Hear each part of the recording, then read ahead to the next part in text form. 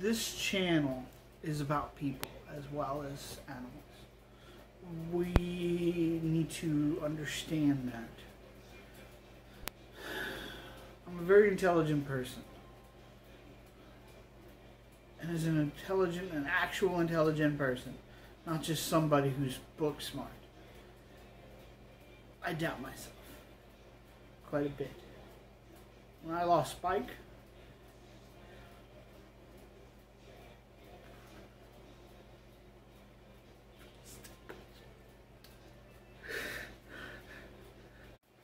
so my fixtures came in, and so one of the skinks is fine. It was always active, not wanting to be around me, which I didn't realize. It's almost as if I got too confident in what was going on, and I didn't take in medical stuff too much. And that puts more doubt in me.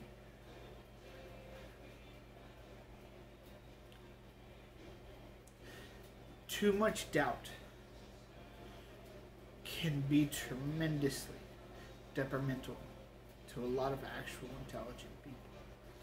Dumb people don't have doubts. They know everything. They already know it all. Fucking dumb people. Well, no, there's nothing you could have done. Well, my brain's going to tell me otherwise. It doesn't matter how many times people tell me there's nothing I could have done.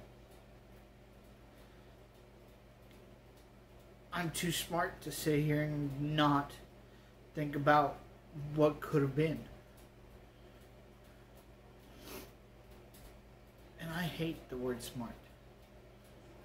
I put a lot of effort into trying to be better communicative, trying to learn something different, trying to develop differently, trying to grow every day, despite what people might think.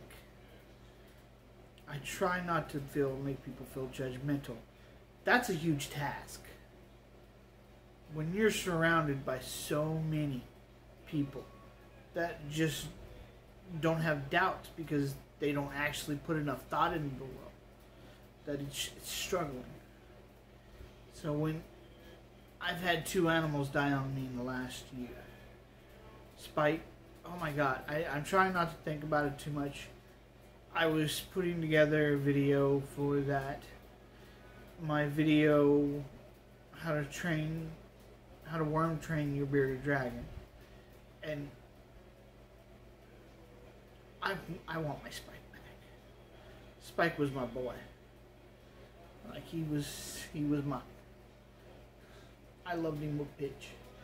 Pitch is complicated. Spike was so simple. That's what made him the greatest communicator in bearded dragon that could ever be. So one of the skinks died. I got it Saturday. When I got home Monday, it's dead. And it was coming out of rigor mortis. So it was probably 1.5 hours to 2 hours that it had been dead. Same thing kind of with Spike. And I know that gave me PTSD. That's what the cameras are for. That my cameras I put in really helped out with the PTSD. And so I have to not criticize myself so much, not doubt. I don't have time to doubt. I'm a scientist. I work as a scientist. I have a ton of lab work at work. My boss is often apologizing for not meeting deadlines. Like, he would schedule a meeting and not show up, not even contact me about it. I'm like, the only thing that I know is set in stone in this job is how much I have to do. That's it. And everybody's pretty laid back about it. Like, I'm not gonna get upset. I don't like getting upset. I don't want to get upset at a lot of people. But I found him like this. Well, he's been in my freezer, so that's what that is. I put him in the freezer afterwards. I'll see if I can make a mold of him like I did Spike. A death mold. He's an adult. He's not missing any of his scales, which is really wild that he's wild caught and not missing any of his scales. That's pretty wild. Things that I've learned from this experience. As we can see earlier in the video, he's not fighting me. Ever since I got him in the car, his behavior has not changed. He's very peaceful, very calm. When I put him in the tank, he wasn't all running around. The other one doesn't want anything to do with me. But as earlier in the video, we can see the other one's healthy. Like, it's very mentally healthy. It's watching me. It knows I'm watching it. So I'll have to end it here, but understand that doubt is a part of it. You have to work. So as we can see, the feet here, that shed, this guy wasn't strong enough. Didn't have the energy to bite off the shed. So it wasn't poison from the tank. If it was if there was something left toxic in the tank from when I cleaned it, or before I cleaned it, because I did a very thorough job on cleaning it, I made sure I did. And I did use the F10 and everything, so that's not what happened, because there'd be no reason why I wouldn't have strength to get that off. And we know well enough to know, most of us that have these guys, this will get bitten off. He'll bite it. He'll bite the shit off pretty quickly. So that's not what it was. The owner the person I got it from wonders if it was transit issue. Didn't get too cold, it didn't get too hot. The other one's just fine. So if it was going to have an issue, if they had gotten too cold and stuff, the other one would have died as well.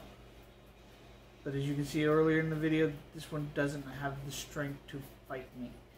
It seems like it's not trying to get away, like it's okay with being handled. No, I don't think it had the energy. So if it came out fine, then in the transit from when I got it, it must have had a heart attack or something and was dying in my car as I drove home, and it just took it a while. Whatever it was, it did not leave it the energy. So I feel bad. It's not as heartbreaking as Spike was, but it's still heartbreaking. I really liked this one. I thought it was that, but that's a lesson. And that's why science is one of those things that you have to do. I have to think about it, science, logically. Because if I had been thinking more logically and less emotionally, the only thing that I would have done differently is force feed it. That's it. That's the only thing I could have done. Force feed it. And I should have. Now I know. And usually when I go meet a pet, when I got Calm Fancy and Hydra, I examined them. This one, I didn't examine like I should have. That's a lesson for me.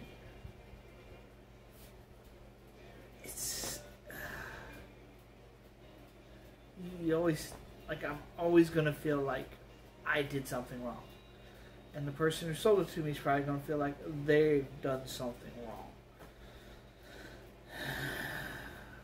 And maybe it was perfectly healthy when they left the house. But there was no change in the behavior from when I picked it up. So if something happened, it happened before I picked it up. Because I watched. And I understand animal behavior very well. And there's nothing any of us could have done about it. They delivered it instead of mailing it for this exact reason. To try to secure, to make sure it's alive.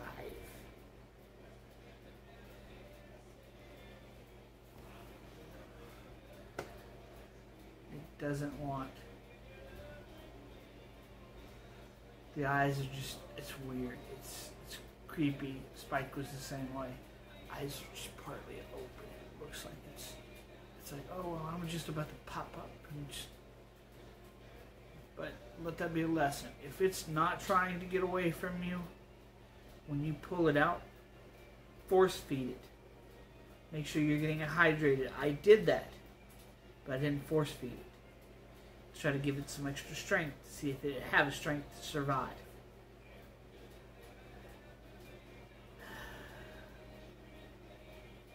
And I showed you earlier how to do that. You piss them off enough to where they want to bite you, and then they open their jaws, and you stick the syringe in. Like, subscribe, and check out my video for the quarantine process for the skink and the death mold I made for him and Spike.